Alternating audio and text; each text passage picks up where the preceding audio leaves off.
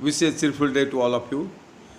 Actually, the day before yesterday, I had presented a topic about on know your soil.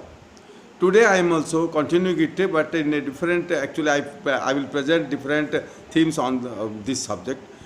Today I am going to tell about on soil profile. Soil is named as mitti in Hindi. In Odia, we call it as matti because actually, why matti? That means it acts as our mother. It acts not only for it acts as a mother for only not for us, but also in case of each and everybody. For example, the soil provides us food, fiber, and shelter.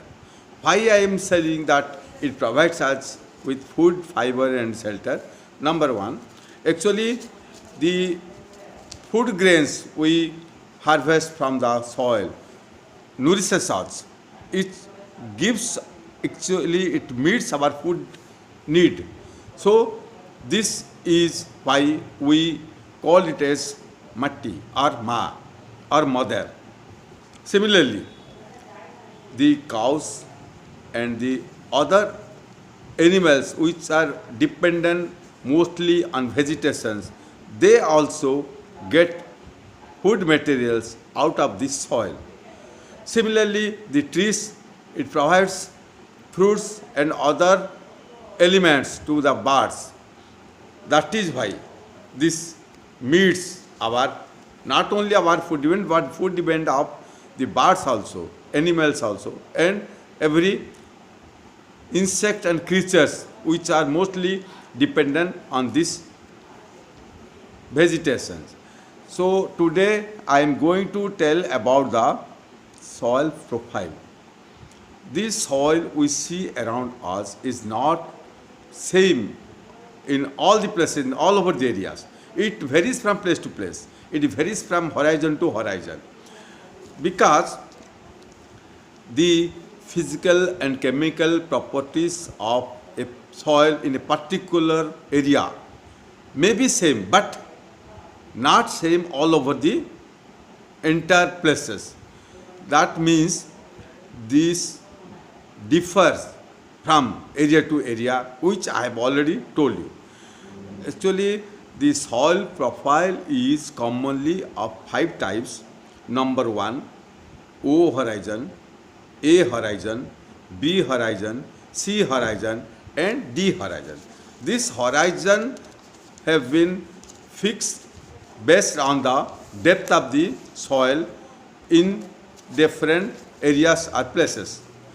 So I am now going to present briefly about these horizons. First of all, let me speak on O horizon. It is the topmost layer of the soil and it extends up to 2 feet depth. That means from the top to its extent of depth is within 2 feet. This layer is composed of decayed organic matters and actually full of humus.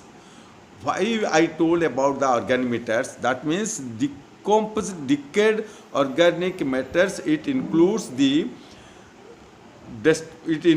plantations and remnants of the animals, birds, etc.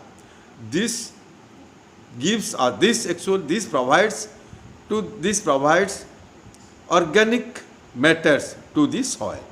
So now you can tell me, or you can realize also, this organic matter is almost not found in case of soils present in the dry zones or in arid areas. That is why now I am going to tell about the A horizon. Actually, it is just the top soil, but not the topmost, as I have told earlier in case of O horizon. This horizon, this soil layer, actually starts from 2 feet to 10 up to 10 feet deep of the soil. This horizon or bar layer almost contains most of the nutrients needed for the plant growth, and these are rich in humus and minerals. It is consisted of the elements like silt, clay, and sand. Now let us discuss about the B horizon. This is usually seen at 10 feet to 30 feet depth range of the soil. It is known as the subsoil. This horizon is poor in humus but contains minerals. How? How these minerals comes here? Because due to percolation action of the water, the minerals available at the above zones are washed downwards to this layer, and this provides the best needful element to this layer also. So this layer is consisted of mostly gravel, clay, and sand. Now comes about, let us discuss about the sea horizon. It is composed of parent rocks. That is why its color is different, mostly in dark in color. Big fragments of the weathered rocks are seen in this layer, because these fragments of weathered rocks are lie in this zone. It is little or no plant materials are seen. No plant and animal materials are seen in this layer.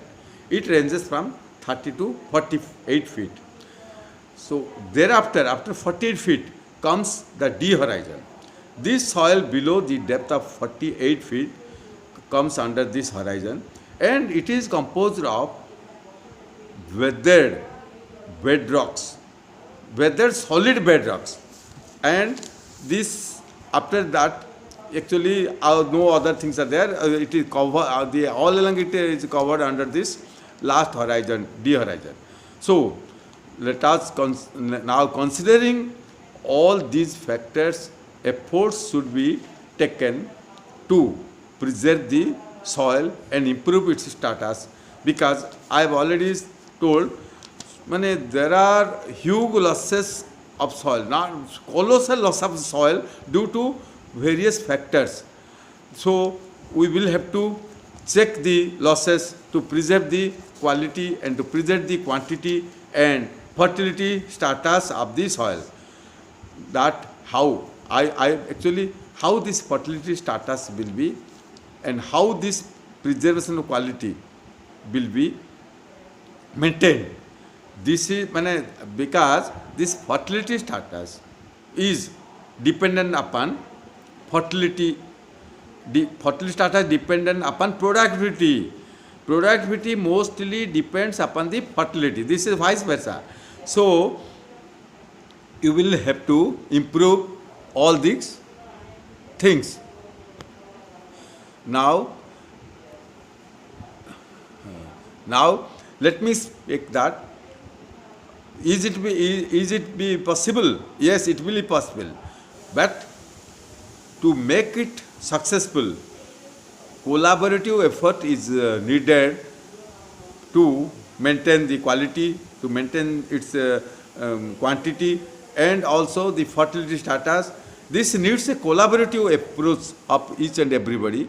This collaborative approach is in mode of people's participatory approach.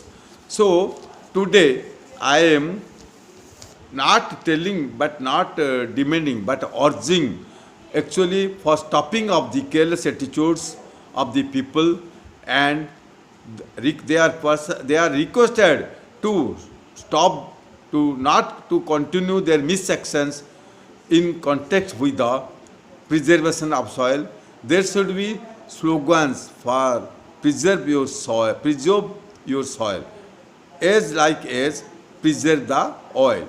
Everybody knows about it, but they simply ignore us, considering and thinking that this is not their job, but this is the job of others. So let us change our attitude to preserve our soil.